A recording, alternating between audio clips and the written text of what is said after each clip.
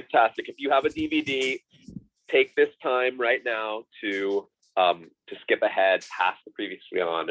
The first shot is a table with roast.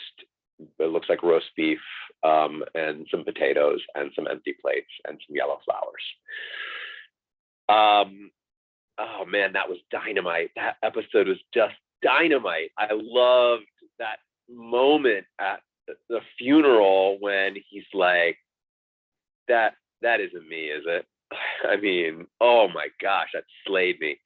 Just that whole funeral was just, I mean, that is just great writing. It's an underrated episode. I've always enjoyed it. Take a character that everybody hated, and turn that character into that we never even met the guy, turn him into one that is sort of strangely beloved. I mean, oh gosh, absolutely awesome. I'm back. All right, we are about to dive back in. Hold on. Okay, I've hit record. We're recording on Instagram Live. Remark. The Instagram Live. Let's go into Marcus app. Okay, and that episode. This one is called "Back in the Saddle Again." I feel like Carol Fortin should be with us, right? Isn't she a huge Aerosmith fan? Who? She's a member of our community, and I think she's a huge Aerosmith fan. So I'm just thinking, I'm back in the saddle again. My tweet for this episode is very, very obscure, John. I will look at both of your tweets afterwards, just because my brain is focused on way too many things. I wasn't saying you should look at it now. I'm just saying it's very obscure. Good. I like the obscure ones. Okay, so we are ready to go. Is everybody ready to hit their play button? I'm running back upstairs to my room. Okay. Like 30 seconds. Sorry. Don't hurt yourself. We got you. Is that episode the one that we just saw not a big, huge fan favorite? I like it. Yeah, I think it's just not a talked about one. It's not like a big one, but I think it's a great episode. Oh, all right, guys. 17's a good one. 18's kind of like not huge. I just loved it. My favorite. It just doesn't have as much drama as some of the other ones. I do think it's weird that Dean wasn't in it at all, considering how much Rory was in it. Yeah. True. Are we ready? Yes. Okay, great. Yep. We are going to start on the count of 3. 1, 2, 3. Can I just say that roast looks disgusting? The potatoes look good though. You don't like it rare? No, I mean I do. It's just, that's a very unnatural rare color.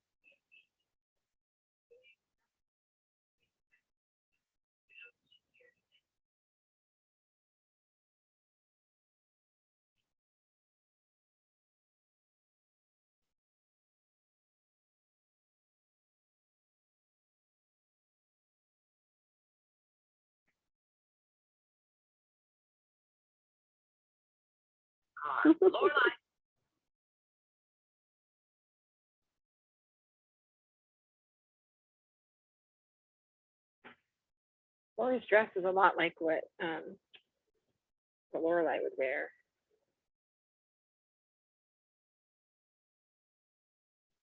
Well, as much as they share clothes, it might even be Lorelai's.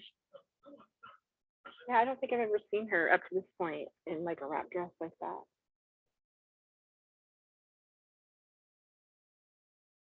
By the way, it's kind of fun going one episode right into the next one. We should do this more often. The binginess of it is fun. It's like a special treat.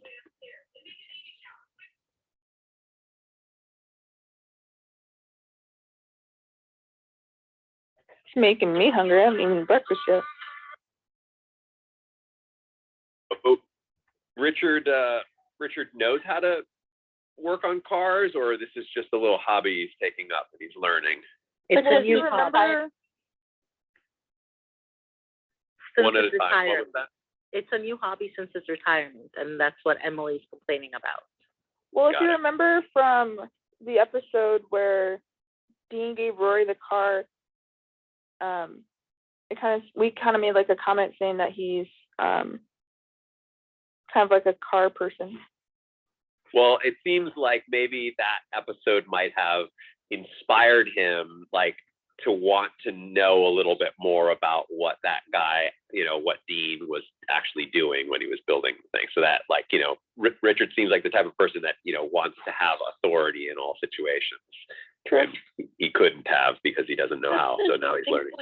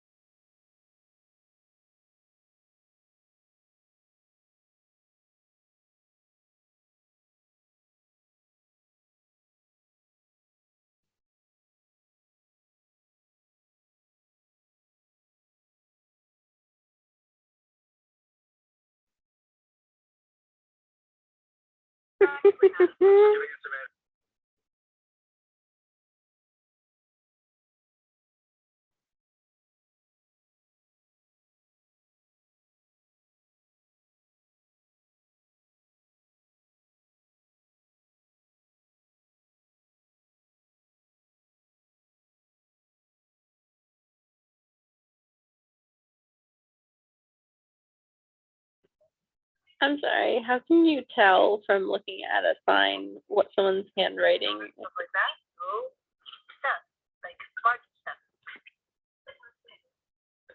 Well, she did say that he wrote it in her book. You can definitely tell people's styles of writing by the look of it. She's so excited to see him. Goes back to our conversation last night.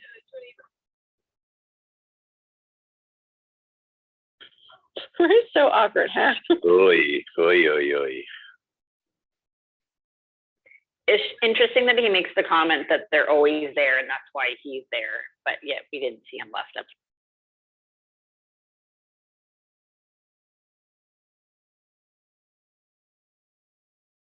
She looked disappointed when he came. You missed the funny part.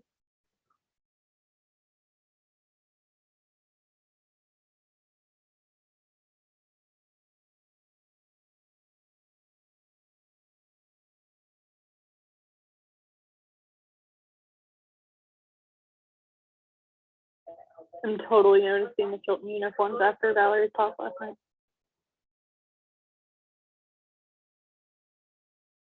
Me too. Like the gray vest instead of the blue. And the sweater versus the blazer and the sweater vest. Oh, Brad. I actually like Brad.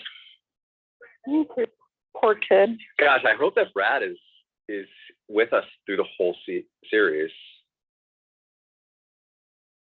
We'll see.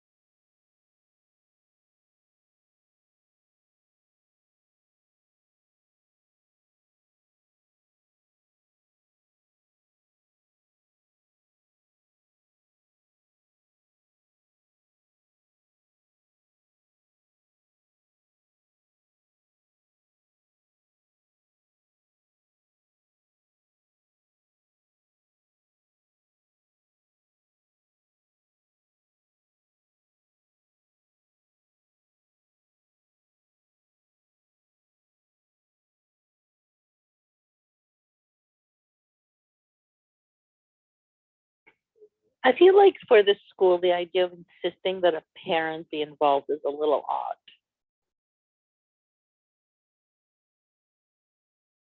My daughter's school was like that. They had like a mandatory 30 hours a year. I think it's like this part of the private school thing here too.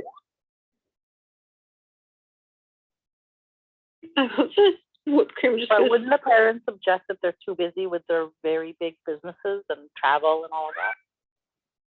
You think those guys got paid extra to get hit in the head with meringue?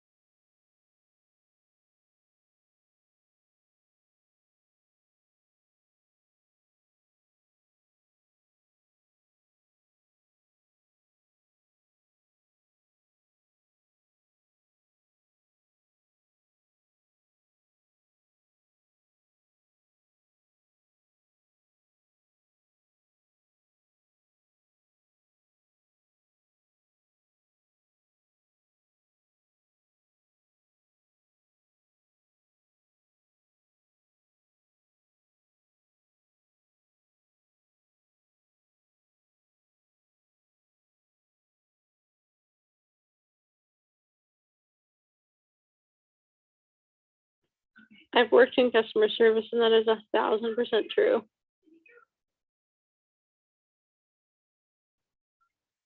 I would be like Suki if someone would do in my wedding. Oh yeah, definitely. Especially for a wedding.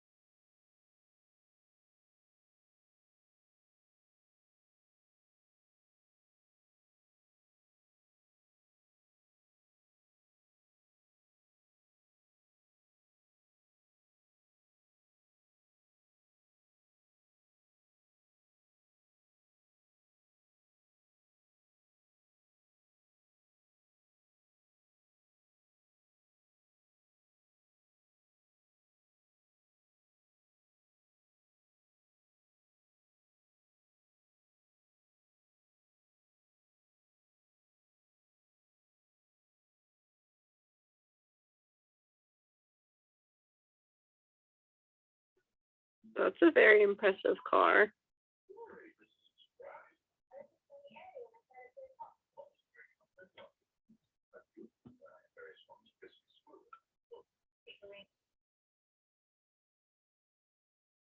Yeah, I mean that's a really nice car. They had to have gotten that from some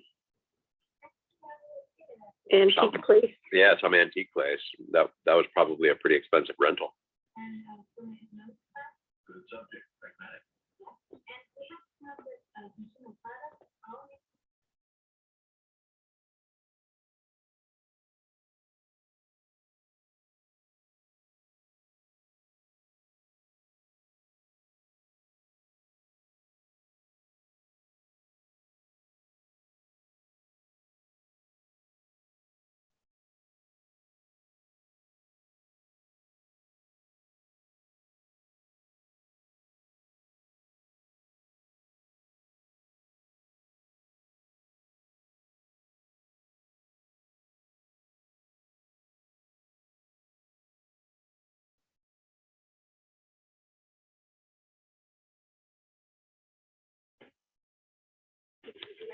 It bothers me how neither one of them wanted to help her, even though they're like so interested in her schooling.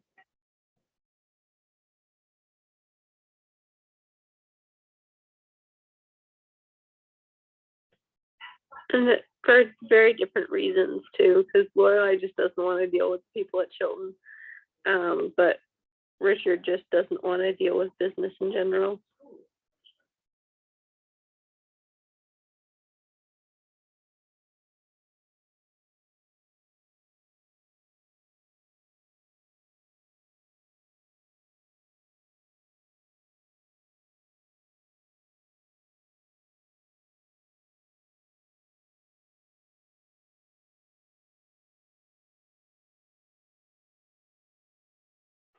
I feel Richard is a little bit depressed and just doesn't socialize a lot at the moment. So it's probably not just about the business thing.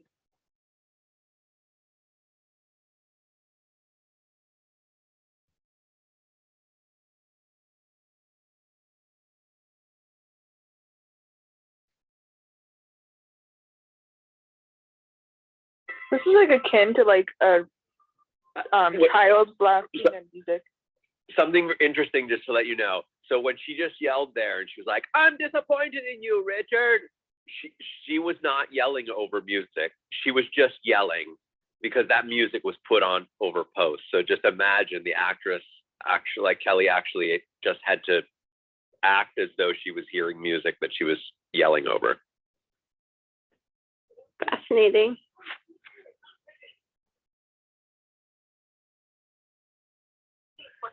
I've taken an aptitude test. I took one in 8th grade that said I would be an actuary. What the heck is that? They calculate the risk for creating policies and stuff. So they calculate how much insurance premiums should be and stuff. Sounds fun.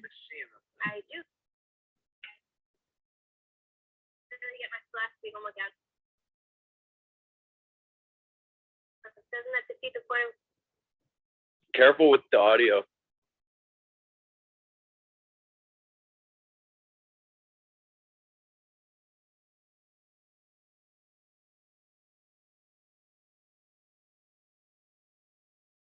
Someone just walked behind them with a chicken or a rooster in their bag. Wasn't real. Yes, I love the chicken.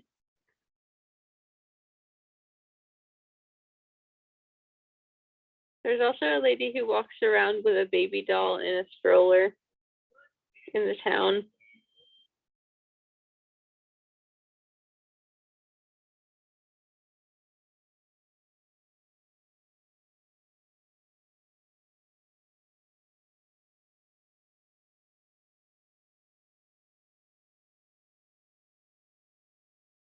I love this actress. With from Fresh Prince. It is her. Wait, is it? Aunt 'Cause it doesn't Viv. look like it. It's Aunt Viv. No, yeah, it's not. Will's mom. No, it's Is not. it Original Aunt Viv or the replacement? It's original No, Aunt Viv. it's Original of it. You can tell when you look just at her face and not her hair, because her hair is different. So that's distracting, but you can tell by looking just at her face. nice. I'm gonna have to look that up. Mary. I don't That's think that's true. awesome.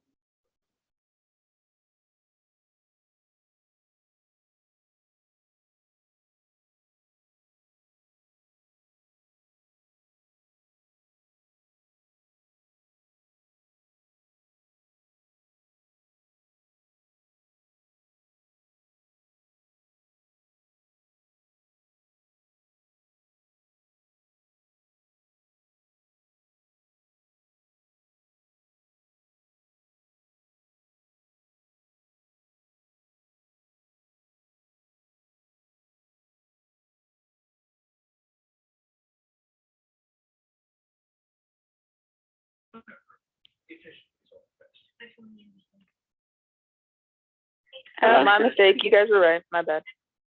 I love Yes, that. just check her IMDb. It's her. So did I.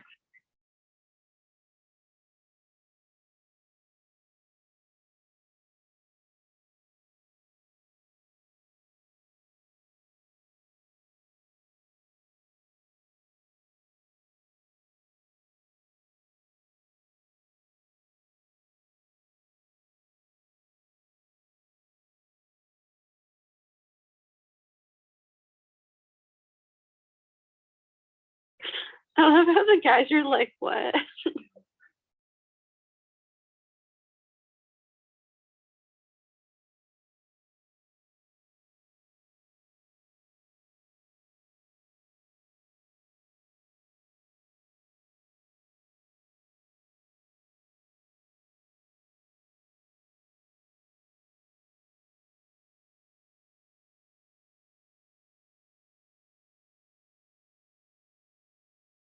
Basically what I have for my keys.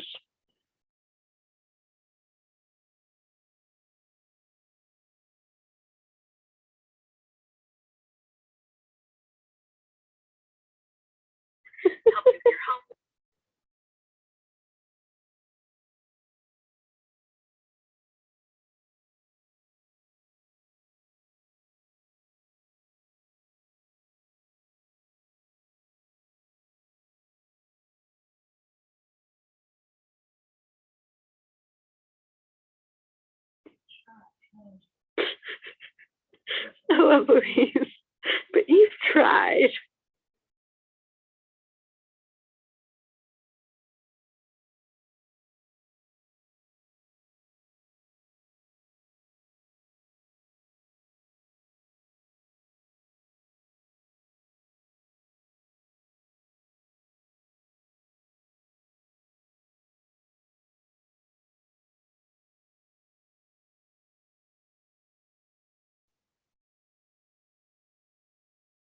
It's an insurance product.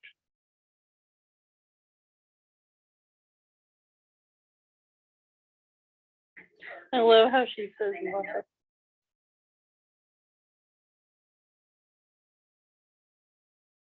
Mm.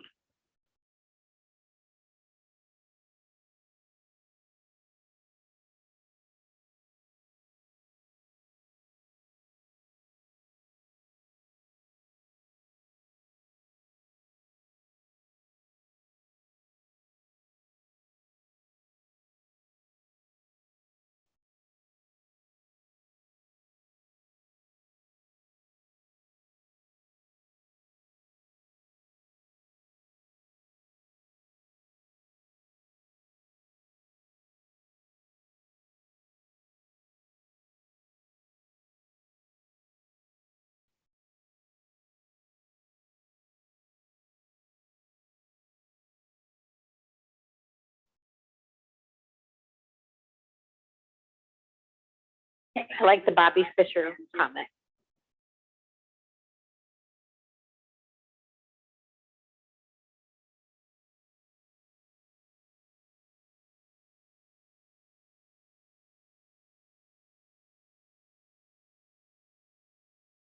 That was awesome.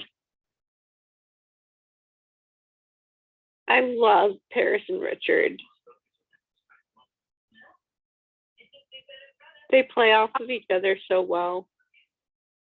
I love that we see more of Richard in this episode, not just like the diner. It's great.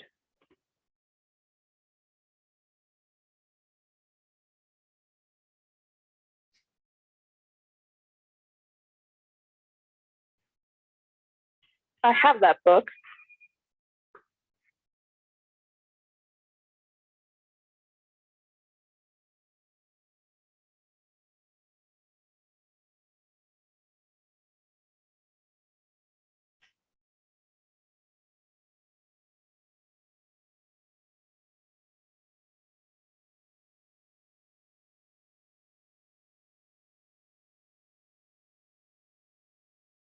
I think that the next page is where he licks up his own urine. Yep. Gross. I just followed that down. Babsy may have read that book. It's so good.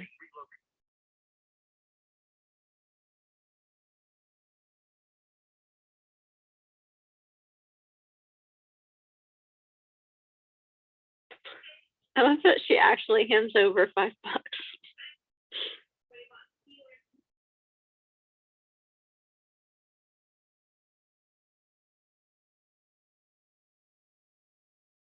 Wait, I just noticed that there's a picture of Suki and Jackson on their side table. That's cute. Yep. So adorable.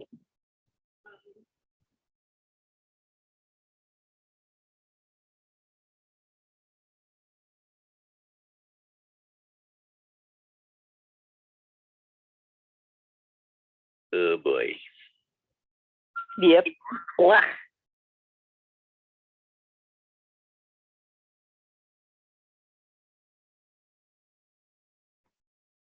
I think it's a desperate teenage boy who doesn't know what's going on. I feel Totally. I agree. I feel bad for him more than I'm like annoyed with him. But again, the lack of continuity from last episode to this. Yeah, that's true. That's just an actor hire thing. I'm gonna keep my mouth shut.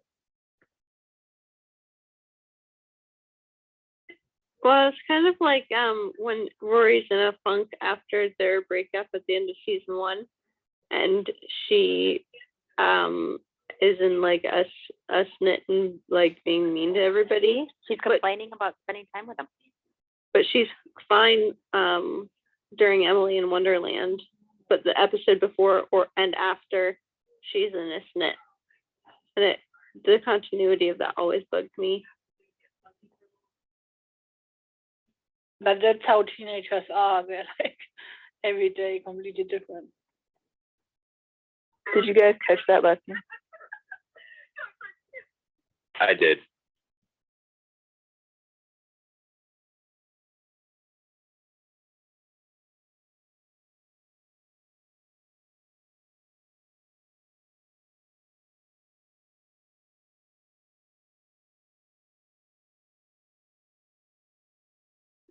Ew, caviar.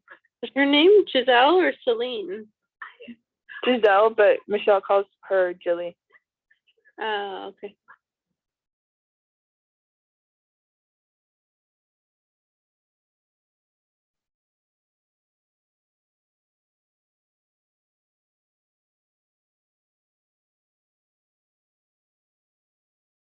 Uh-oh.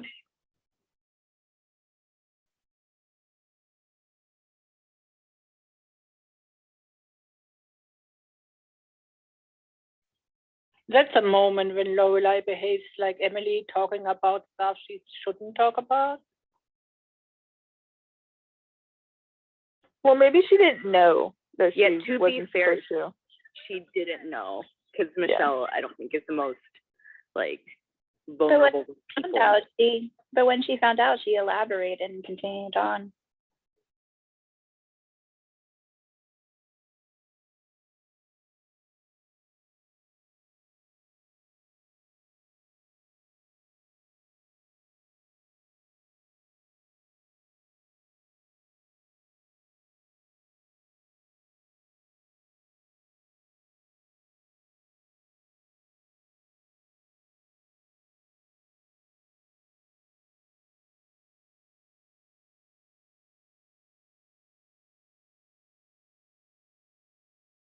Oh my gosh, this is so charming. To see the dining room in the daytime is very different.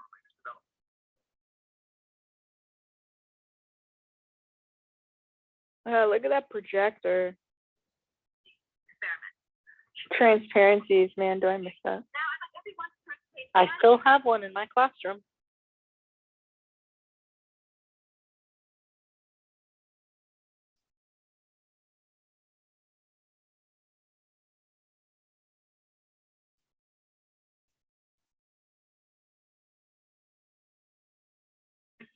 Does Paris have nothing but time on her hands? I think she makes time. If it's school, she makes time. No hobbies.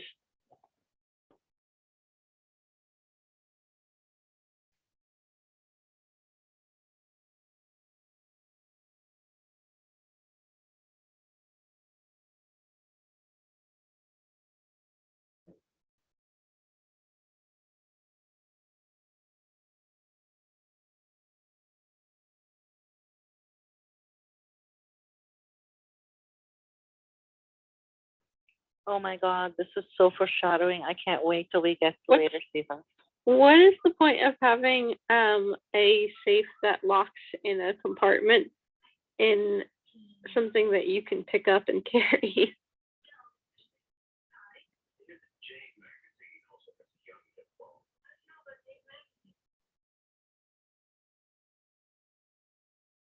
That look on his face, I just can't.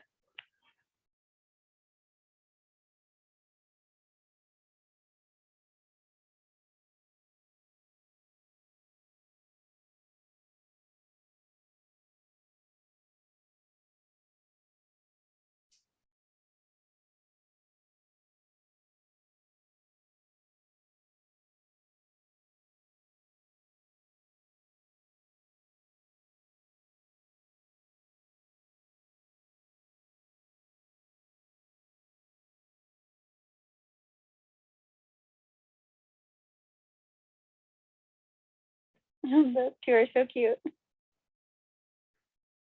Here we go. Oy.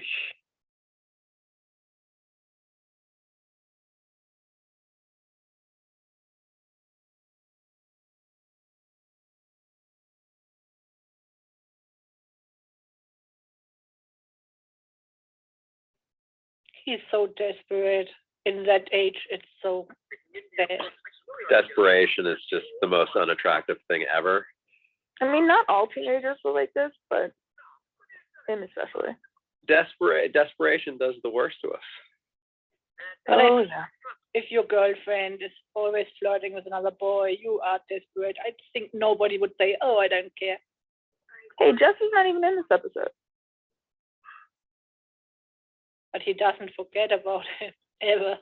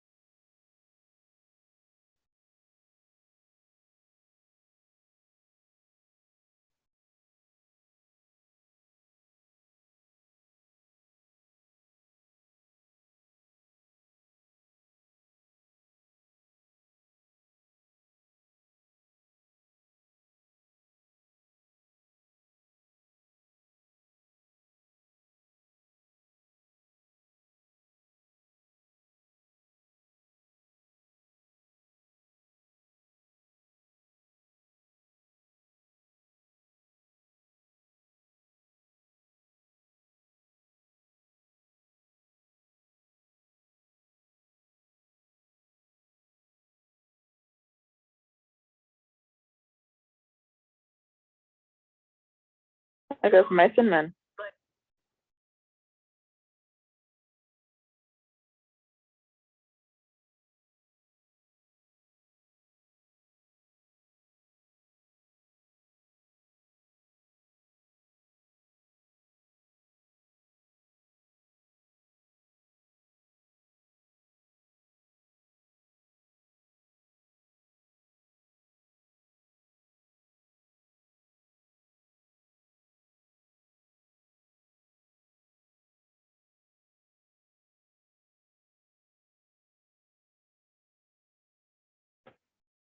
I sometimes think that Dean has more of a relationship with Lorelai than he does with Rory. Totally. This goes back to my our conversation last night, guys. I wasn't there last time. What did you talk about? A lot, but a lot contained in this conversation.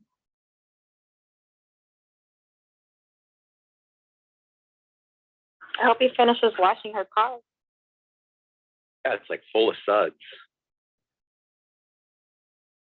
Continuity, my friend.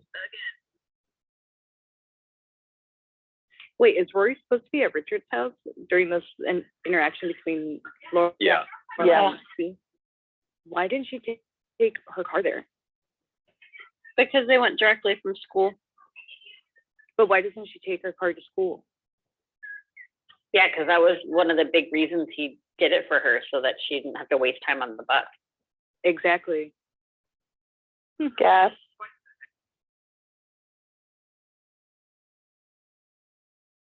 I feel like we never really see her drive the car.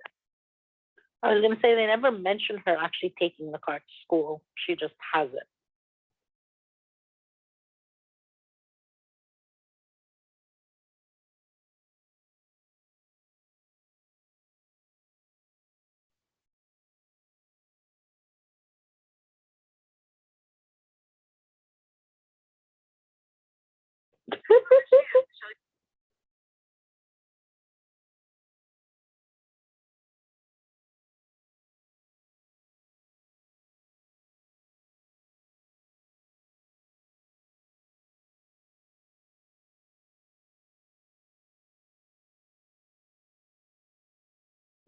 Which sounds like it would be the perfect relationship between Emily and Lorelai too.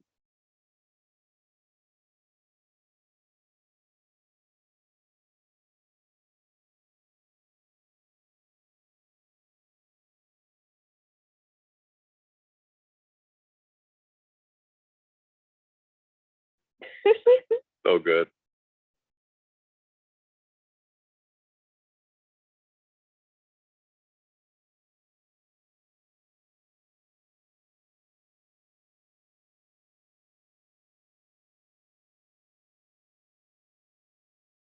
I love the first aid kit Rory told me.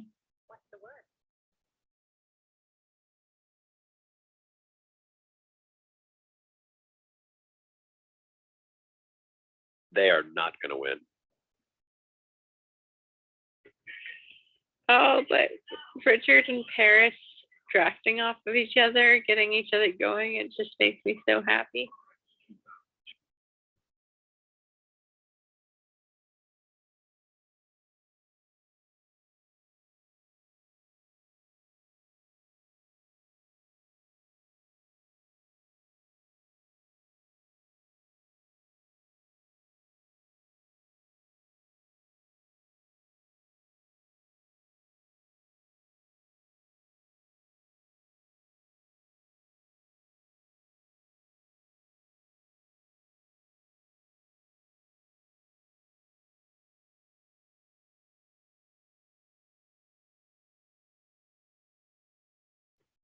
Poor Richard, it shows he's not working anymore and others do.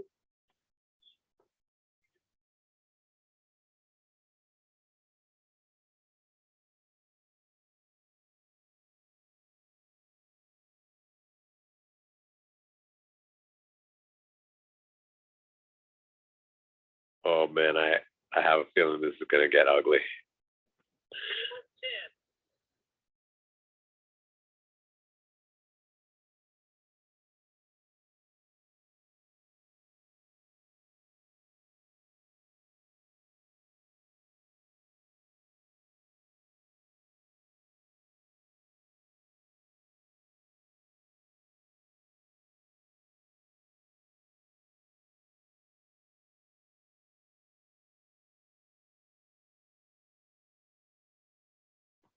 Yeah, he's not talking about the school project anymore.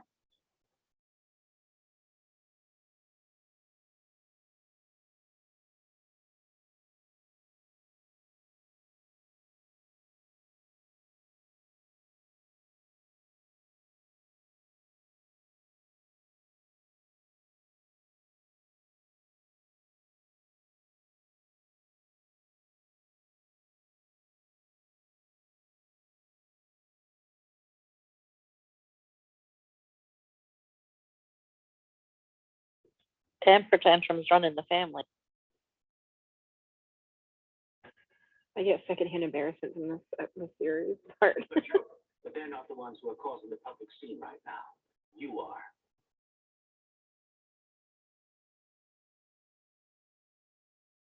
Saw that coming.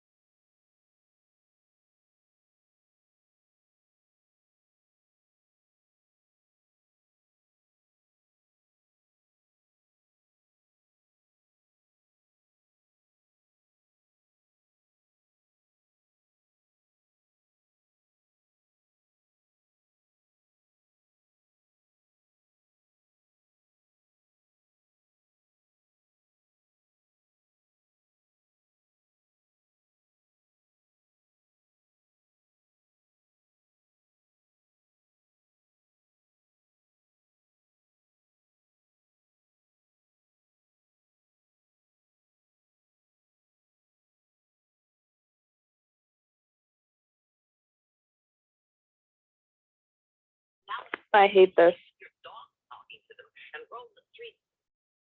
I'm working as a therapist, and it shows 20 years ago it was a completely different thing going to a therapist or psychiatrist than now. I mean, Yeah, very true. Either but that or they still, listen to Tom Cruise. Very true. It's just disturbing to hear.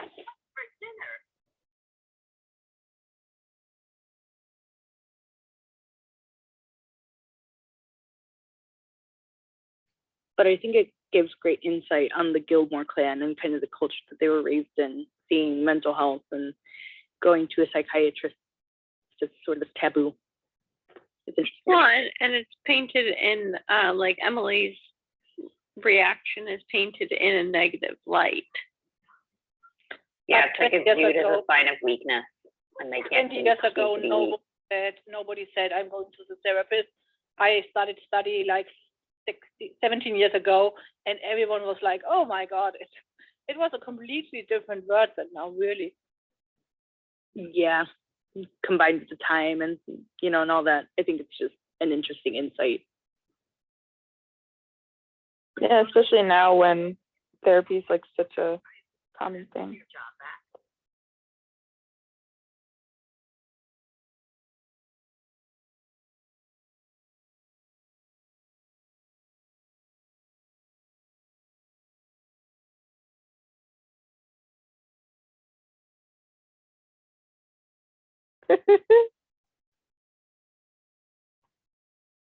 I think it's one of the most important Richard episodes we saw so far.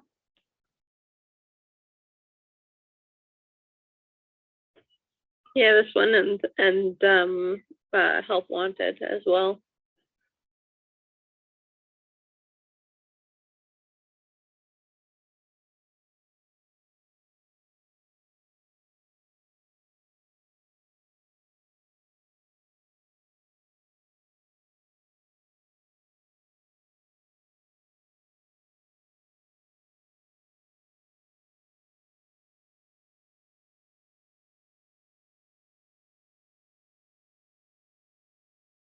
One day when we have a Friday night dinner, we'll have to have rolls.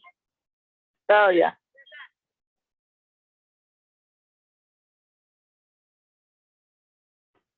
Is it a thing to eat rolls to every dinner in the USA, or is it just in Gilmore Girls? No, it's common.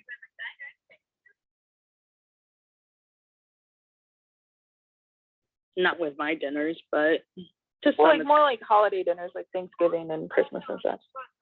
Yeah, I was gonna say we don't usually have dinner rolls with dinner unless it's like Christmas or something. Or if you're having like Mexican food, no. Dinner rolls is a no with Mexican food. She is not hanging out with Lane. Don't be so cynical, John. Yeah. She doesn't hang out with Lane. Not everything has an agenda. No. She is not going to hang out with Lane. Also, Lane can't hang out at like 10 o'clock at night. No, she can't talk on the phone after 9 o'clock.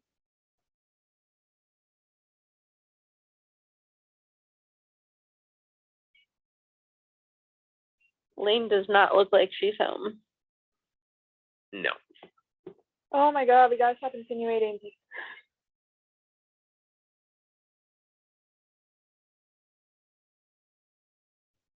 But this is very important.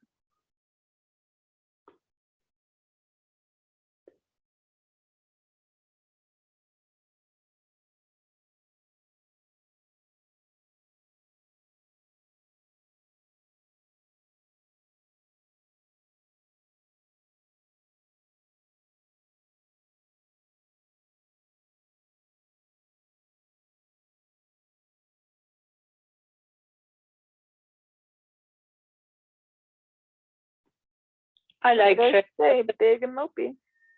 I like Chess, but this is so sad. It's like, oh my God. I don't like Jess, and this is so sad. Keeping my mouth shut. Same. Yeah, say what you will about Dean, but that moment is heartbreaking, regardless of what team you're on. yes. Heartbreaking. But he had to have known. All right, hold on 1 second. Before we dive in, I need to Yeah, open John, up the let's couch. open up the couch. And by the way, just to remind everybody, I have to be out the door 11:10. at 10:10 So today. you have 30 minutes. So the couch is now open. It has gotten magically longer. Please hop up here and chat with us. We've got some time to talk about what we've seen. We've seen a lot today. A lot of really Are good we stuff. starting with 17? We're just. I mean, there's no real rule to how we start. What we talk about. I'd say let's just dive into what we want to talk about. Whatever. Can I just John, say, did you want to start making a couple people moderators so that Yes. when it's time for you Yeah. to jump off, you don't have to worry about it? Yep. Gonna do that right now. So just dive in. Just anything that anyone wants to talk about. If we want to go in reverse order, we can do that. We can talk about what we just saw.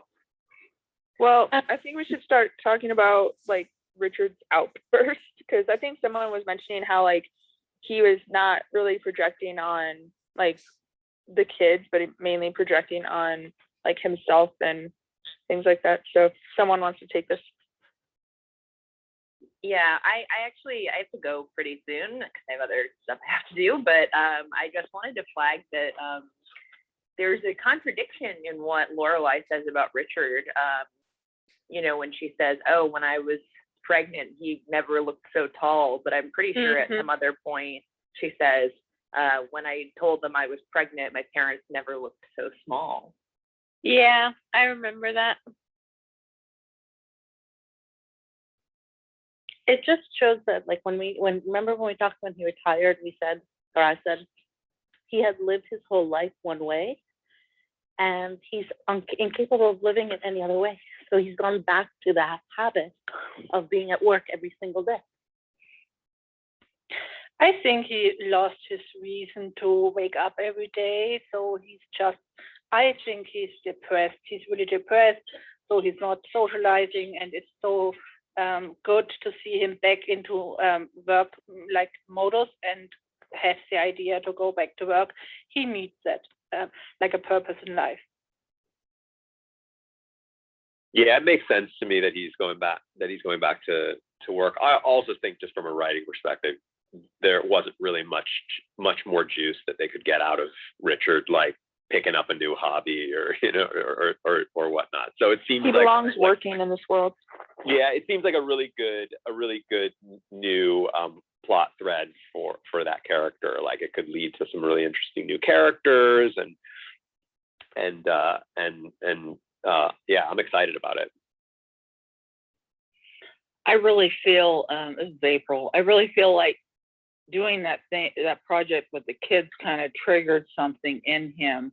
That's why he kind of lost it, was because at work, he was losing clients, and he kind of lost a lot of control that he had at work. And so when they lost the competition or whatever, he felt like he was losing again, and so I think it kind of triggers something in him again. And so I think that's what, it just made him blow up again. It just kind of triggered something in him again, his past stuff with his work.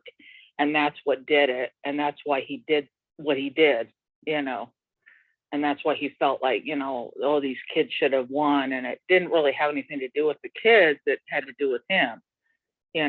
He wasn't winning, and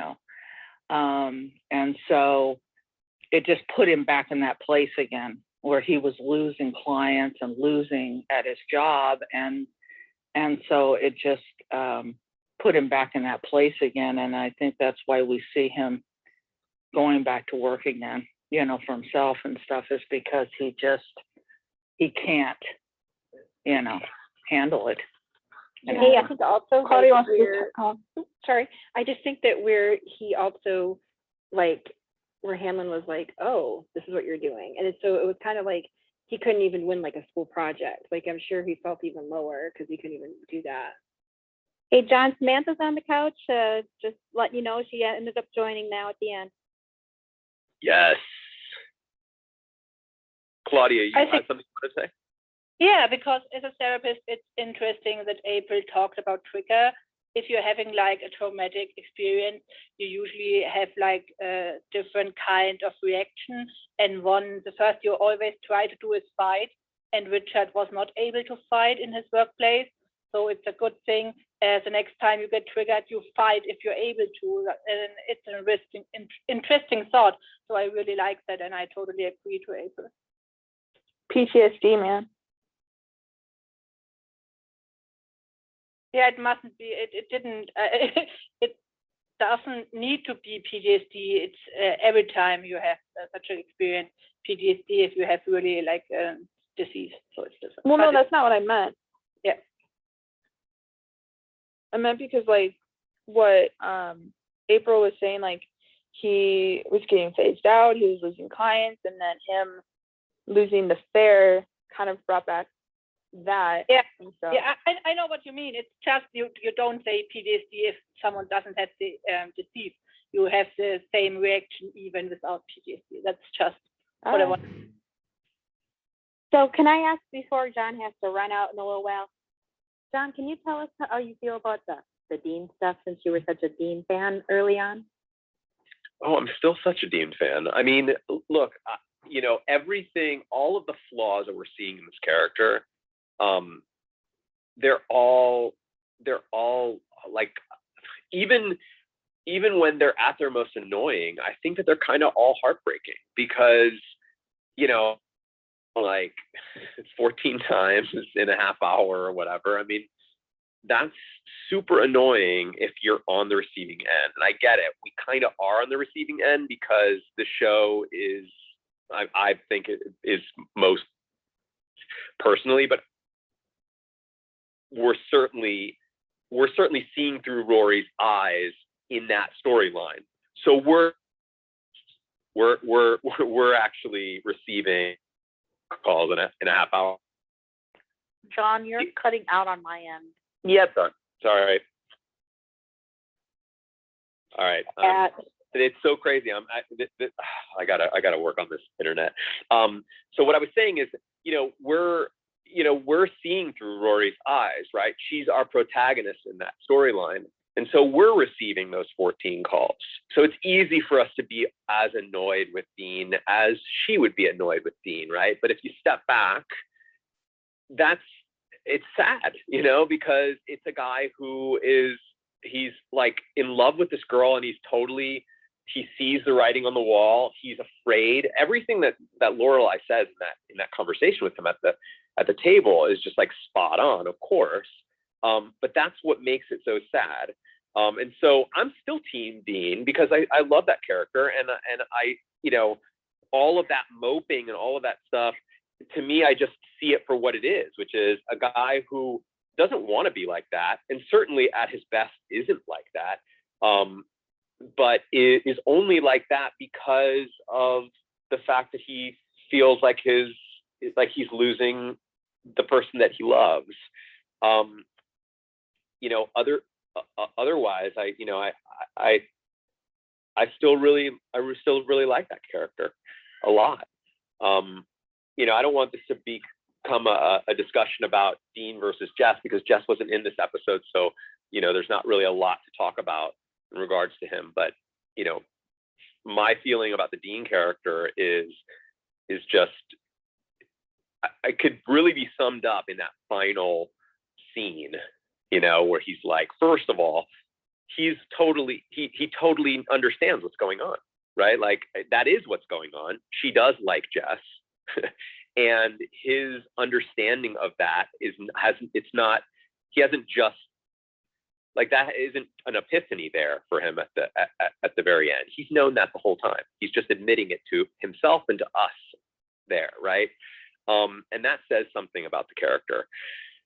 And it's heartbreaking. That end is heartbreaking. That's how I felt about all of this, like mopiness and clinginess and all of the things that are flaws of the character that I know annoy a lot of people about that character. Yep, I just wanted to know what your thoughts were on it. I appreciate that. I think it's predictable and that's Okay. the child, you know? And I think that it's more forgivable for someone that's a teenager to be having those mopey, you know, behaviors and desperate behaviors compared to, you know, if it had been like Luke or, you know, oh goodness, Max Medina or somebody like that doing something like that. I think it's also interesting though how Rory kind of like gets a little bit pushy with Jess because in episode 17, because she's like wanting him to like help with the diner and everything like that. So it's almost like she's trying to condition him or form him into someone that she wants him to be. Ooh, that's an interesting I have to say something. She's flashing the mic all the time. Thank you. So we all know my thoughts on Dean. So I'm not gonna go back there, but I think like coming from a person who has been on both ends, the receiving end, and then me, I've never called someone 14 times in a 3-hour period. I'm not psycho, but I have been called clingy before. And perfect example, my first relationship, I was a freshman in high school, so I was 15 and I was like, I didn't know relationships. And so I understand it to a point with Dean because he, like John said, like he's madly in love with this girl. He feels he's losing her and he doesn't know what to do from like a teen aspect. I get that. But at the same time, like as much as we've said, like they're trying to dumb down Dean, I feel like he's also smart because yes, he has known this entire time that like Rory likes Jess and stuff like that, but at the same time, like he's not dumb not to like let her go. Like kind of what like Lorelai was saying to Rory earlier in the episode, like sometimes you go through a funk and I'm like, dude, it's so not a funk and you know that. And then when she has the conversation with Dean saying that like he's being like a little like clingy and like she needs like a little bit of space, like she's not wrong in that. Like people need their space, and regardless of what the situation is, if it's like the love triangle we have right now or not, like people need space. Like they don't need to always be with someone and like to have a relationship. And I think like Dean just needs, I mean, we all know what's gonna happen, but at the same time, Dean just needs to like back off and not like push so much. I think it's sort of relative. I mean, people need as much space as is right for the relationship that they're in. This relationship between Rory and Dean needs a lot more space than he's willing to give. You know, but early in the relationship, it didn't need that much space, right? So, you know, I think that it's based on it's just sort of based on where the relationship is right now, and where it is right now is one person likes the other person a lot more. Simple. I mean, it's just really as simple as that. And that goes back to my whole theory. Like if you see someone distancing themselves and they're making it very known, especially in that scene where she was with Lane and outside of Dozy saying like, oh, why don't I just go see you like next week, or we're seeing each other tonight. Like if she's giving you hints like without actually saying it, it's like, dude, like you should kind of take that and be like, okay, like maybe I'm being like too smothering and stuff like that, or maybe I should just let her go because she's pulling away from me, because it makes it harder to wisdom you get through experience, and this is his first girlfriend, so that's why Lorelai has competition with him. He dated someone before her. Yeah, well, I know, but I mean, he's young. He's young. That the bottom line is how long that relationship lasted. I mean, it could have been like 3 weeks. Or could have been like I mean, months. bottom line, they're high school students. You know what I mean? Like they're young. They don't know relationships that well. They're doing making all the mistakes that most people make when they are in love and trying to make relationships work. Claudia, you wanted to say something? Yeah, we talk about Dean and Chaz and Logan so much in the Facebook groups, and people are so like one team and not another. So I think it's hard to talk just about Dean now. But before you go, John, I would really love to talk about the episode 17 with Luke and all the townies. So I would love to talk about that before you go, because I heard the other stuff all the time. Dean and That's why I said we should go in order. I want to talk. I mean, I would love to just start it with the scene at the funeral as just sort of a jumping off point, and we can like then use that to kind of go backwards, because that line where he says, "That's not me, is it?" Like that just like was like being hit with a baseball bat. That was just so intense, because I think Luke could turn into Louis. Like, I think that he could, in you know, if he didn't like, I think what makes Luke like brings out the best part of Luke is that town and is Lorelai. And if he didn't have all of those things, I could see him just becoming this like hermity curmudgeon. Oh yeah, totally. Yeah, absolutely. If it was just left up to him and Taylor to interact alone, yeah, definitely. Totally, Taylor right? would not be alive. Which just makes me love the town and his relationship with Lorelai even more, you know? Yeah, I see your point. I also feel like they're setting up somewhat of a parallel here between Lorelai and the town and Luke and the town. You know, in season 1, the birthday episode, when Richard and Emily go to their house, you know, they make a comment at the end as they're leaving that she has quite the community here and has built quite the life for herself there, and you know how she's beloved by all the town. And so I think we see that parallel here with Luke. So, and you know, Lorelai approaches it in a different way, like she's light and bubbly and she's into everything. And Luke begrudgingly does things in the town, but ultimately, like, Luke is there for the town when they need him. Like we saw it like at Cinnamon's wake, like, you know, he was right there with food, and you know, he's always looking out for Rory. And so even though his relationship with the town and how he approaches things is different, I think there is a lot of parallels there. I think it's good. Yeah, I think it's good Luke has the diner in the middle of the town, because if he had like a different job outside where he wouldn't be in the middle of everything, even if he doesn't want to join, he's in the middle of it. The gazebo is next to him. Every event is next to him. So even if he's in the diner, he's like part of every event. So I think that makes a lot of difference too. Not just the townies, not just Lorelai. It was his choice to be in the middle of town.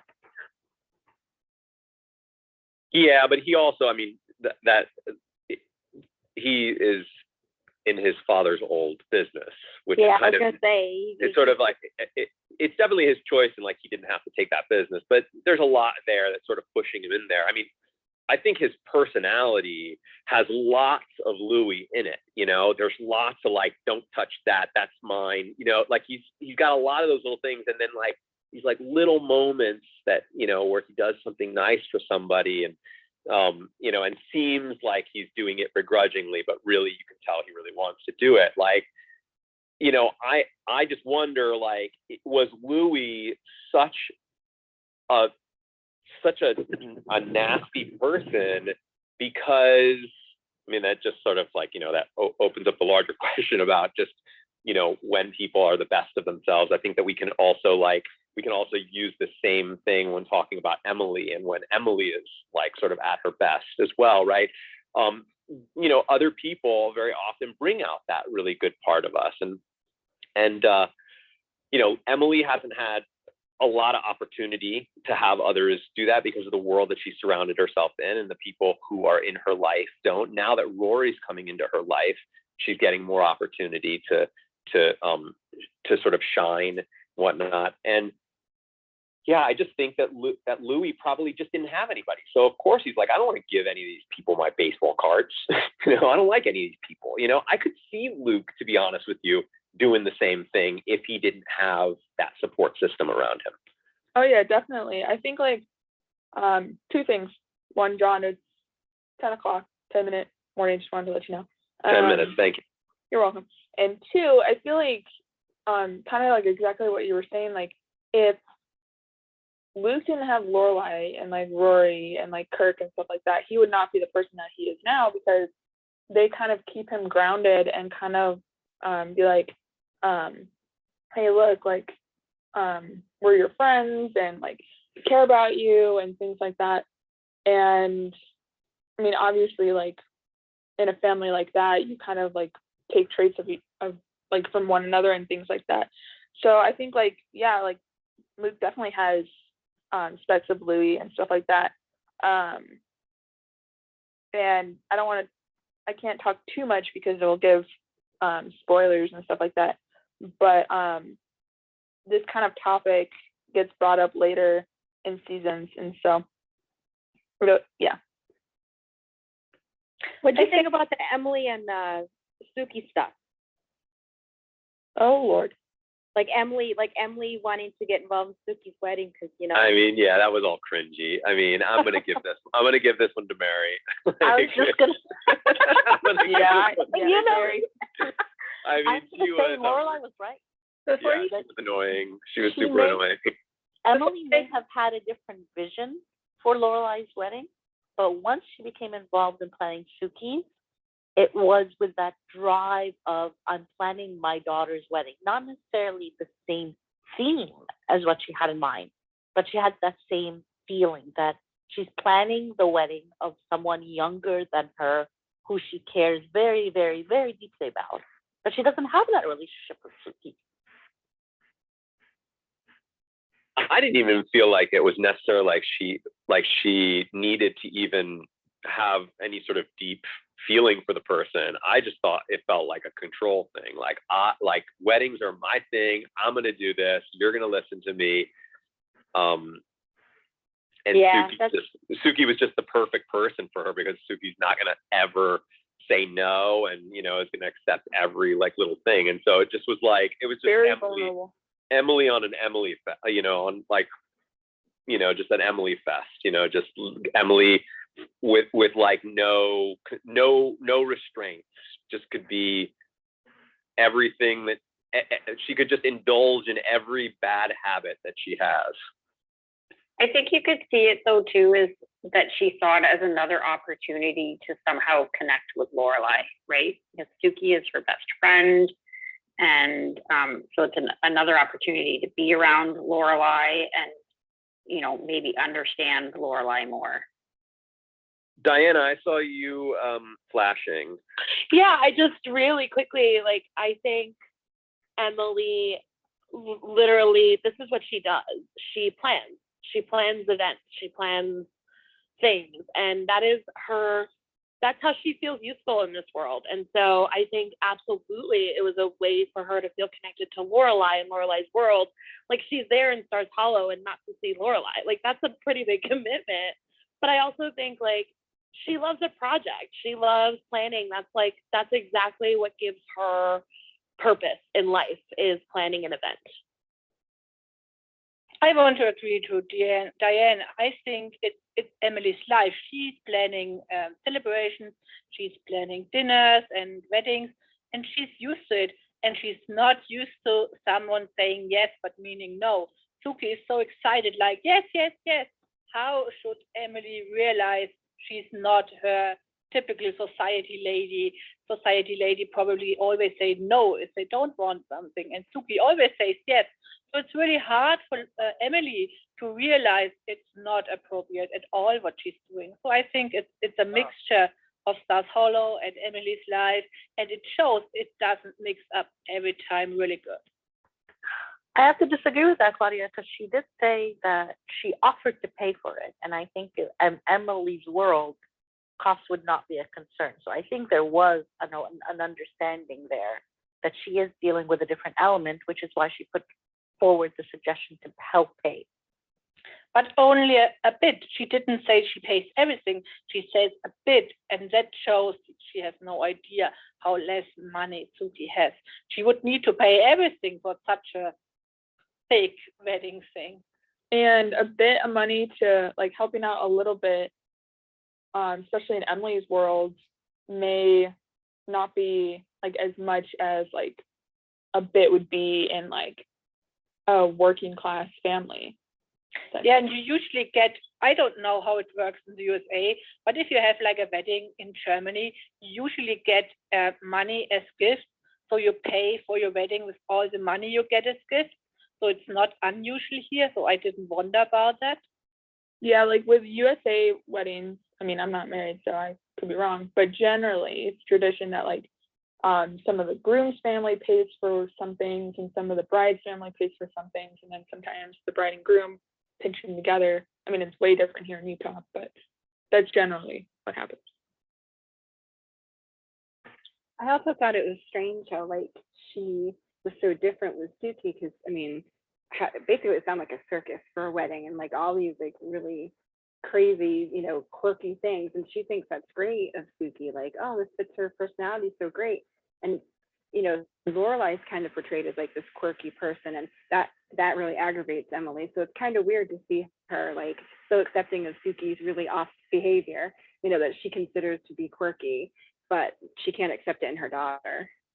Yeah, like I could never imagine like a mushroom theme, you know. I mean, it really sounded like she was creating some sort of a circus, and I just could never imagine Emily ever finding that appropriate for a wedding.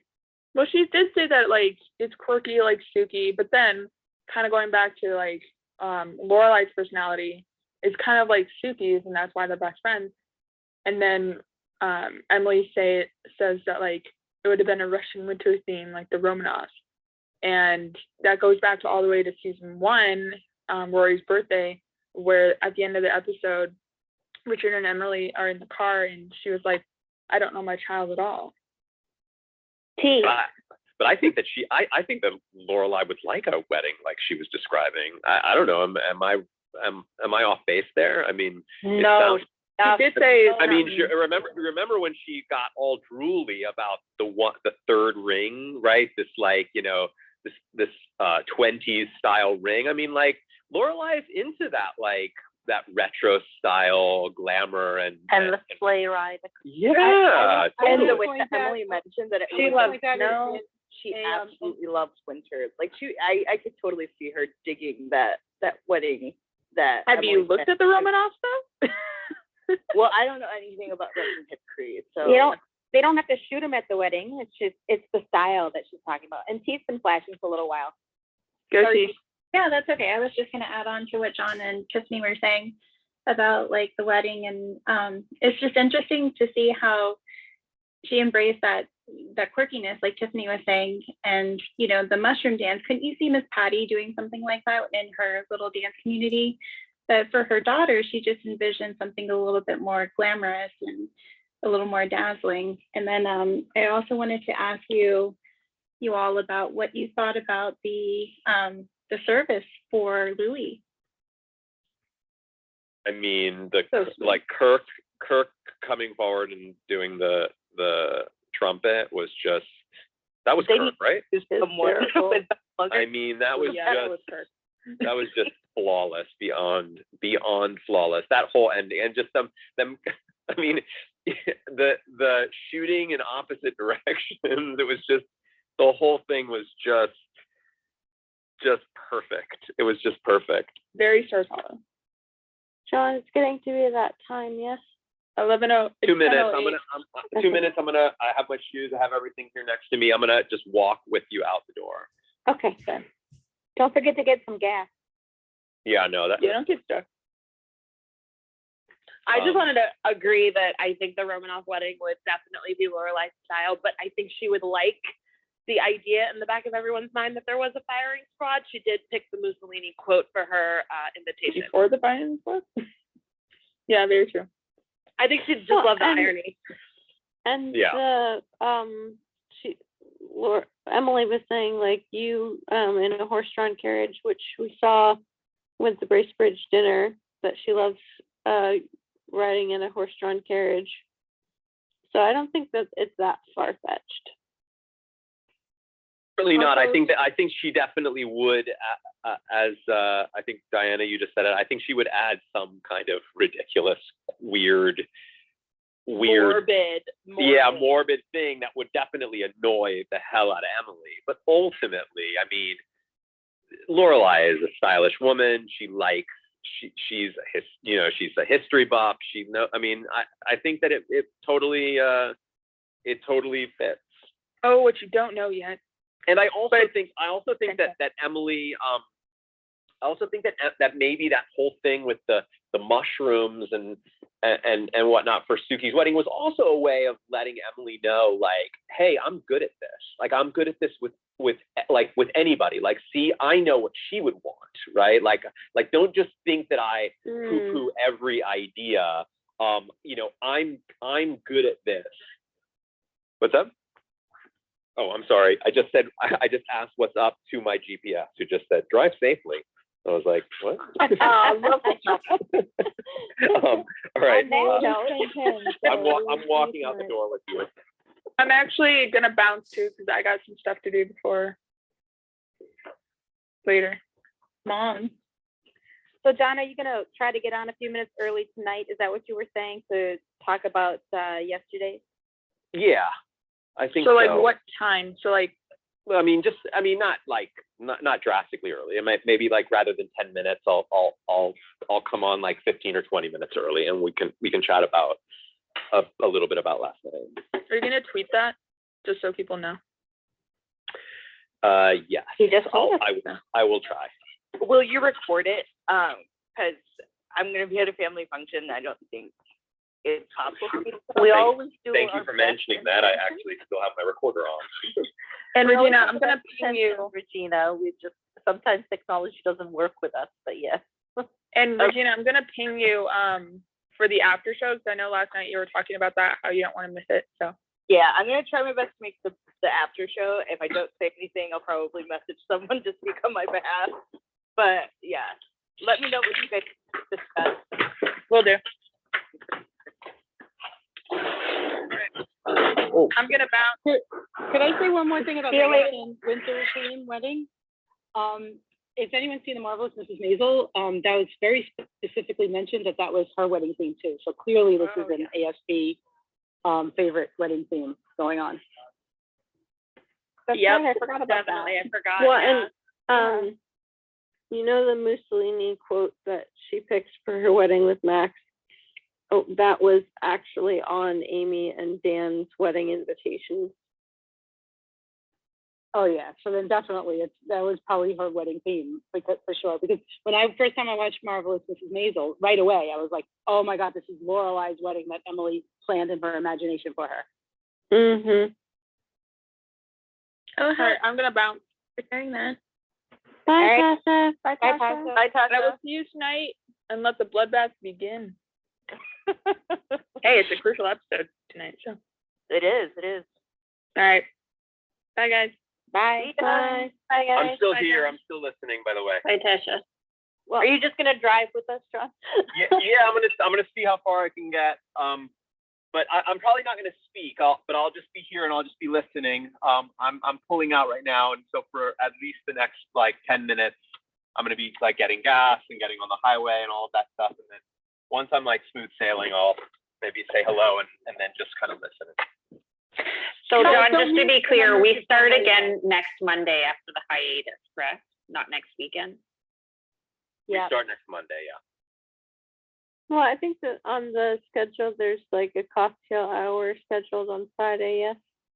So Yes, it's and hopefully more events throughout the week. She just meant season 3 when she meant Monday. Yes. But not in 2 days, in 9 days, is that season 3? Yes. Mm-hmm. Okay. But Tom said earlier we could perhaps do more often 2 episodes at the same day. Perhaps that's something you can think for the internationals, like do 2 episodes at this time for the people who can only join in at the weekends. That might be nice. for us. Yeah, I hope so Yeah. too, because I really like that, think because that's I a can good only idea. join during the weekend because I work during the week very early, so I can't be up at like midnight my time.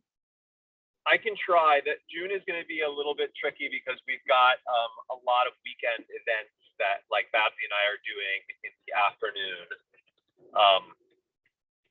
I'm going to actually have to be silent here for a sec while I get some gas.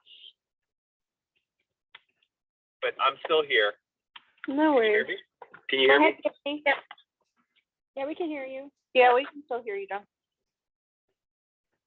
So here's something I've always been curious about. Why do you guys think that Brad keeps coming and leaving? Is it because the actor was busy, or is there something about like them constantly wanting just another body? Because they have a lot of other extras there. I think he was doing like musical theater or something. He was. But he changed schools and then he came back and stuff. So I think it's kind of just a little bit of humor as well. The actor Adam Wiley spent 18 months on Broadway in Into the Woods. Yeah, no, I know that, but like in this season alone, they have him coming, then leaving, then coming, like going to another school, then coming back to our school. So I'm always like, is it supposed to be just a running gag, or was there some sort of like contract that they had to keep him for a number of episodes, but they didn't know how to keep him? Like it was weird that they still found a way to always I think the gag is just that he's scared of Paris, and instead of just having him sometimes be around and sometimes not, like an extra little school character that you see once in a while, they like that as a joke that he was scared of Paris, but then he wasn't anymore, so he was able to come back. And I just think it's for the humor of it, you know, because it's really funny. Yeah. He plays it really well. I almost wonder if it's a matter of that they just liked him and were trying to find a way to use him again. And the only reason I say that is because on Sean's interview on Scott's podcast, if you guys didn't hear it, he talked a little bit about how like the Mick/Kirk thing happened. And so I guess when they were interviewing actors for the Swan delivery guy, Amy wasn't liking any of them, and she was like, I want a guy like that guy that did Mick.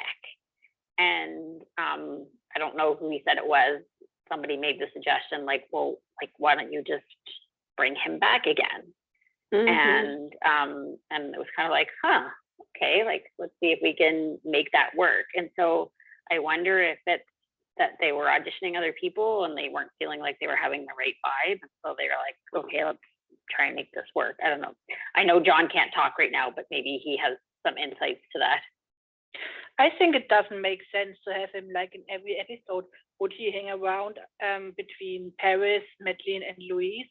They couldn't be friends, so it makes sense to show him only in school projects or some things where a lot of students are in at the same time. So for me, it's totally believable it's like this.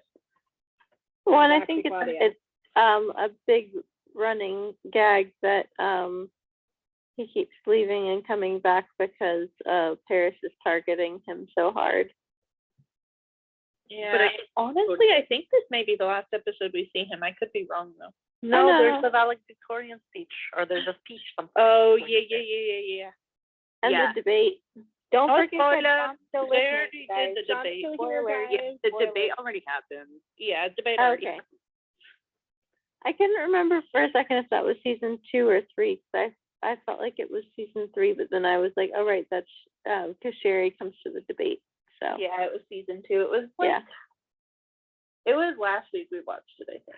Okay. I think a couple of episodes in season 3, because there's another one that you're confusing the debate with another one when, you know. So, Oh, yeah, no spoilers, but you know what I mean. Yeah, I got you. So yeah, I think you're right, Andrew. But Adam Wiley has such good comedic timing. It's funny. He's Oh funny. my God, the line about the robot when she says you should try. Yes, I have. Yes. And it's just such a great moment. It's just one of those things that tells you every character in the show has such great lines. Nothing's throwaway. It's awesome. Well, and there's a Friday night dinner podcast that two sisters do out in Southern California. They're really great. But anyway, So they were talking about Madeline and Louise, and they were saying that they always want to call Madeline Louise and vice versa, that they like feel like they're named wrong. Does anyone see that? They definitely not. Like Louise should be like the kind of mousy, dark-haired one, and Madeline should be like the blonde, slutty one. Ooh, I don't. I also have a niece named Madeline, so it's hard for me to imagine Madeline being the blonde, slutty one. I don't associate the name with that. Madeline sounds like so continental compared with like Louise. Like maybe she should be more worldly or something. Maybe they named him that way. But Madeline's mother is obsessed with all things French, and Madeline is a French name. Right? Yeah. True. But I just thought that was funny. I was just like, I didn't ever think about it that way. But I guess I can see that would be like funny like that. As a side note, it looks like Shelley Cole is going to be on the next episode of Scott's podcast. Oh, that's so exciting. She mentioned that. I was listening to her interview with Kai yesterday, and she mentioned that Scott's representatives had been in contact and asked her to go on the Deer Hunters episode. Oh, that's so fun. Oh. I love her so much. She's such a sweetheart. I'm annoyed because he hasn't posted his second part of his Monday's episode. He was checking every day. His sister died though, so I think there's a delay. Oh my God. Oh, I didn't hear that. Oh, I didn't know that. Oh, I'm sorry. Yeah, he actually he did a post, like he did a little write-up about his sister, and it was actually quite heartfelt, and she actually has a very interesting background. Oh, yeah, I wouldn't expect him to be on the ball about that if his sister just died. That's very sad. So, sorry, can I just ask you guys what you guys thought about Lorelai and Rory running the Luke's Cafe during all that? They had a lot of free time. I don't know how they did it. Because I thought that was kind of interesting because he never lets anybody behind the counter and all that kind of stuff. And I never thought that they would. Well, I would think they would help him enough, but they seem to know a lot about how to run the place, considering that they never. Well, they're there every day. I was gonna say the same thing, Charlie. They're there all the time. Well, I also watch a lot of movies about diners. Well, I was a shelver at our local library when I was in high school, and so I was trained to do certain things, and one of them was not like checking people in and out, but I knew how to do it. I knew how to use the system because I had been a patron there for like forever and a day, and so I was just like covering for the librarian while she went on her lunch break, and our supervisor found out that I had checked somebody out, and I got in a lot of trouble because I hadn't been trained to do that. And I'm just like, it's like you scan a book. It's really not that complicated. So I feel like they would absolutely be able to be like, oh, it's monkey see, monkey do. But I do wonder how they ran the cash register because it's very antique. But why isn't the staff just taking over? Like, why did they have to jump in? Because staff is just Caesar. Well, and I don't think he really even has Caesar at this point. He has that random. That guy is Caesar. That is a Caesar, but he's also got a cook. It's not the Caesar. Yeah, no, it's not. Eris. Yeah, I don't know. Oh, is that his name? Yeah, but he does refer to him as Caesar, even though it's a different actor. There's been episodes where they refer to him as Caesar, so they obviously changed the actor when he got a speaking part instead.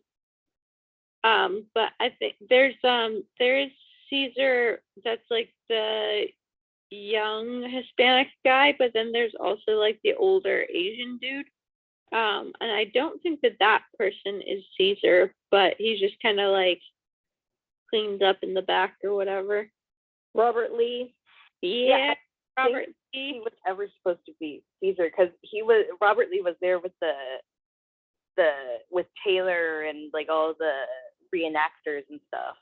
Right. So I don't think they ever give him a name, actually. No, I think like when they refer said to I- Caesar, they refer to like this Yeah. non-existent entity in the back. Because he's still there, like in the later seasons, and they never call him by name. So I don't think he was ever. There is one scene where Lorelai walks into to like an extra and says, Caesar, where's Luke? I need him right now. When she wants him to get the just to get a tasket, she actually addresses his helper as Caesar. I need Luke right now.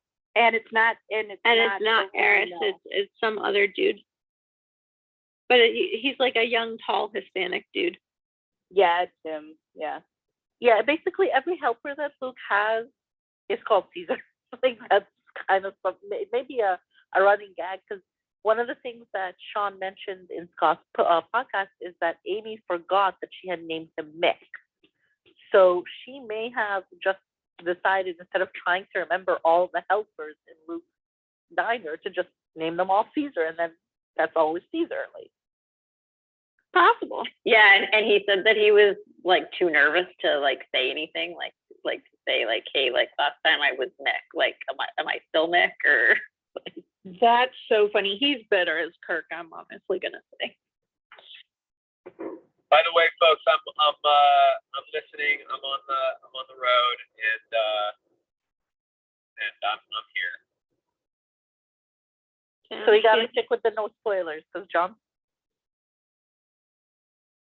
No spoilers.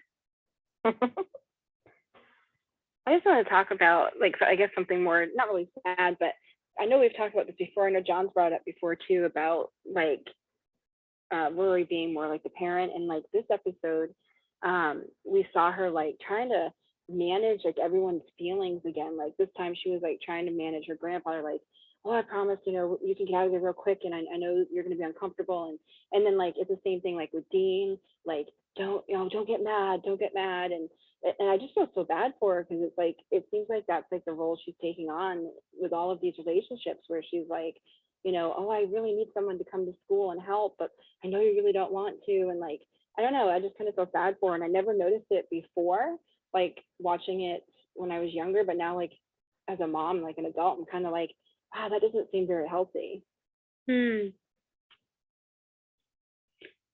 Yeah, she's a daughter of a really young mother, so it's completely different than other mothers. And so I think she's used to it, and she knows her boundaries.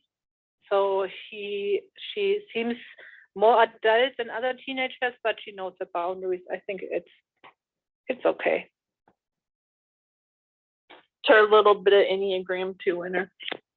If anybody knows the Enneagram.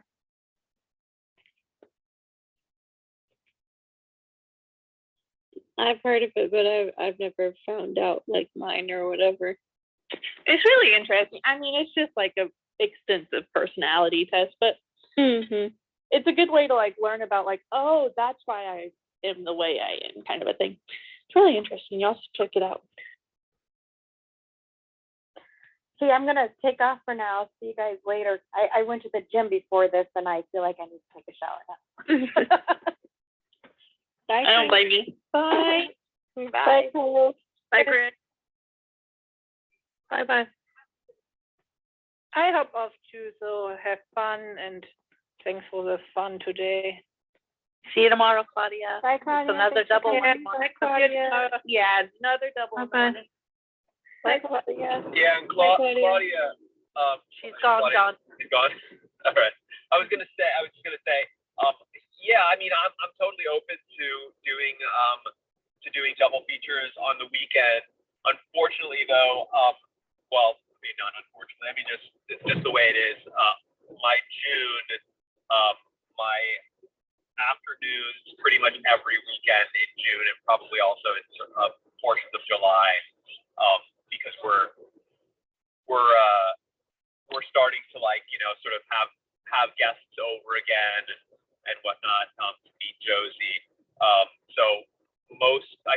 obviously all of our weekends in June are packed in the afternoon, which just makes it hard for me to do two of them and end at 10:30 and then get all of the prep ready for hosting guests. So I might be able to do one or two on one of the days, like on a Sunday, an odd Sunday or an odd Saturday, but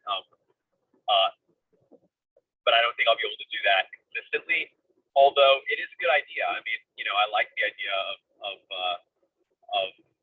doing two on the weekends, and certainly it would be nice for the international folks. And it seems like just for everyone, weekends are more chill.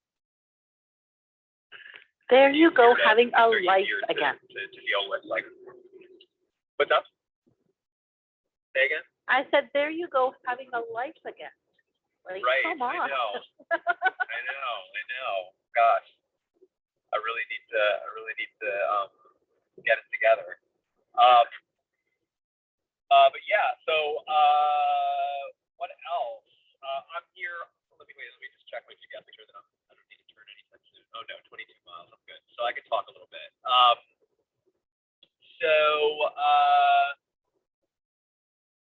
It was a really, those were both really strong episodes. Really strong episodes. It was interesting that Nikki, you were talking about how like Dean wasn't in the first episode, and then Jess wasn't in the second episode at all, right? Although Jess was kind of in the episode in spirit because they talked about it and whatnot, whereas in the first episode there wasn't even a mention of Dean. Very true. I think that they're kind of setting the characters against each other. And so one or the other will appear, but because they have to be in conflict with each other, and that's distracting to the larger plot when they're in the same space. So I feel like the separation there is very much deliberate. Well, also just from a simple technical standpoint, the actor, like, it's also a budgetary thing. just to get completely technical about it, get kind of shatter the movie magic for a second. All of the actors on the show, all of the regulars on the show, and I'm not sure. I don't know if Jared and Milo were regulars. Were they? I don't know if that like. Yeah, I mean they made the little pictures on the then they would be regulars. Yeah, then they in the episodes they're in the beginning. Yeah, so then they are regulars, but there are different levels of regulars on a show that are determined by the number of episodes that they are guaranteed, right? Because they're being paid per episode, and so they know how much they're making on the show based on their guaranteed number of episodes. So there'll be a regular that might be called a 10 out of 20 or an 8 out of 20 or something like that, or in this case 22, right? Like an 8 out of 22 or a 10 out of 22. That means that they have been guaranteed that many episodes over the course of the season. If for whatever reason they are not used for all of those episodes, they still get paid for those episodes. That's their guarantee, right? And it's all been figured out from a budgetary standpoint because having those actors on the show each one costs money. So they have to actually plot the season out so that they know this person's in this episode, but will not be in this episode because we need them for this episode. We can't go over our budget. We only have them for that many episodes. And if, of course, you guaranteed an actor a certain amount of episodes, you want to use them, right? Because obviously you paid for that. So when you don't see an actor on an episode, that's just one of the ones that they're not slated to do that season. So John, do they get a flat fee for the episode, or is it dependent on how much screen time they have in the episode? It is a flat fee.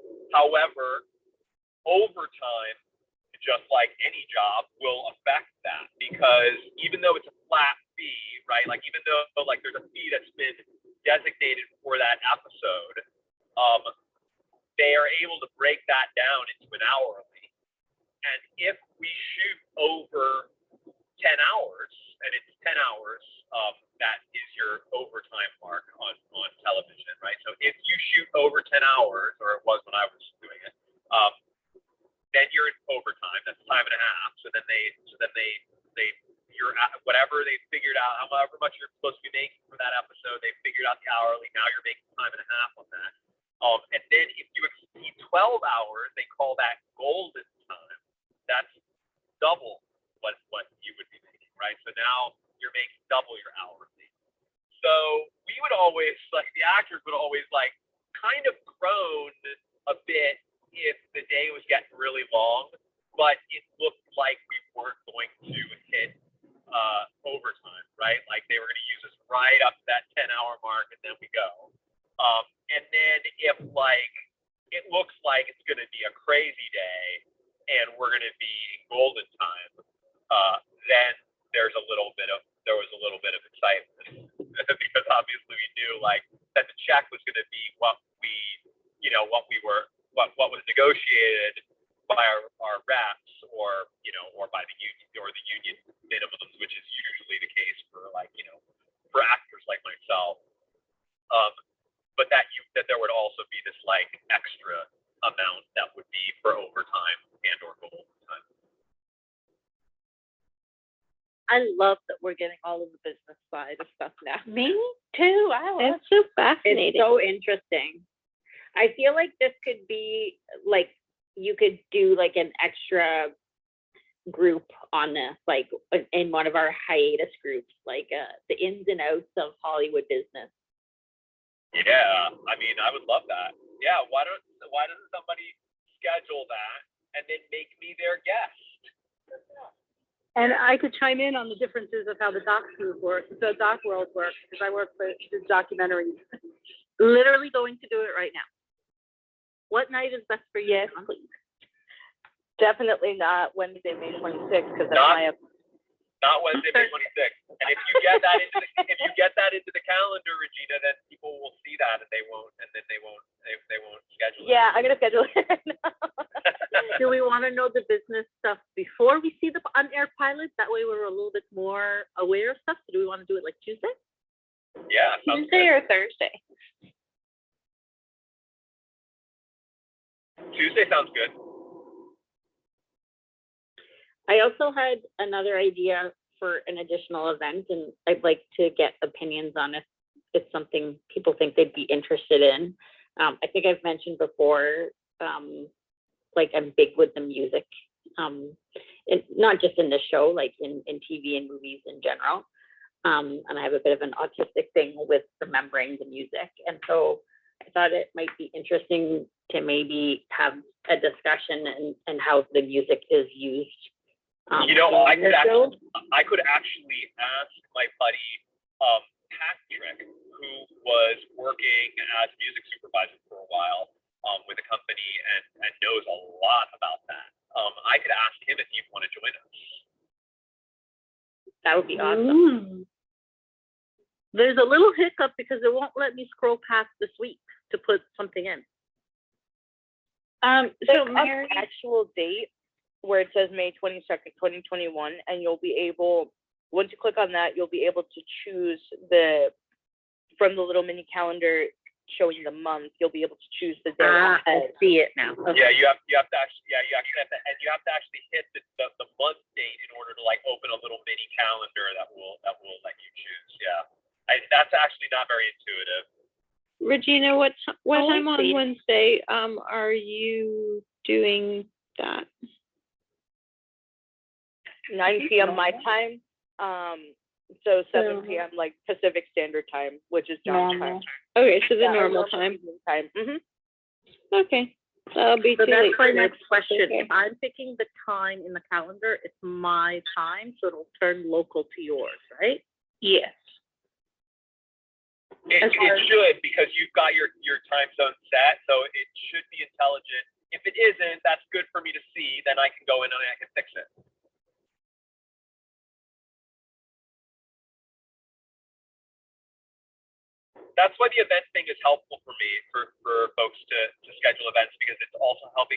like, is anything gonna break? Is there anything that I need to fix, you know?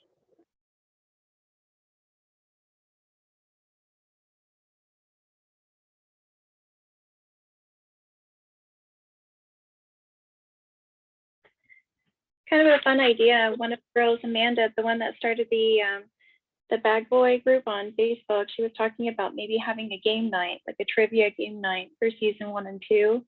Yes. Yeah, Oh, I it'd be love fun. that. I love that. That'd be a good thing, like Saturday night or something. I would run a music trivia section, if you guys wanted part of that.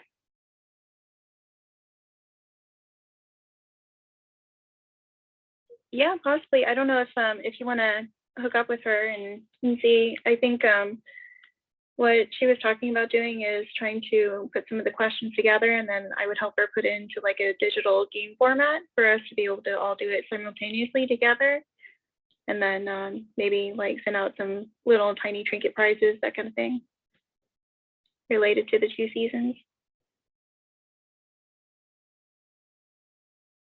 But I did want to ask you guys, was anybody kind of shocked that Lorelai did not get Dean to wash her car at the same time while he was on? I think there was just like stuff she needed to talk about with him instead, more than that.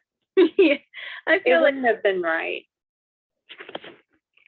Well, she had no qualms asking him to change the water the second that they got back together, so. and it's kind of like going along with the whole idea of cleaning out your gutters because of a picnic basket, or hey, by the way, while you're washing, and rinsing her car, do you mind helping me with mine? Seems like something she would do.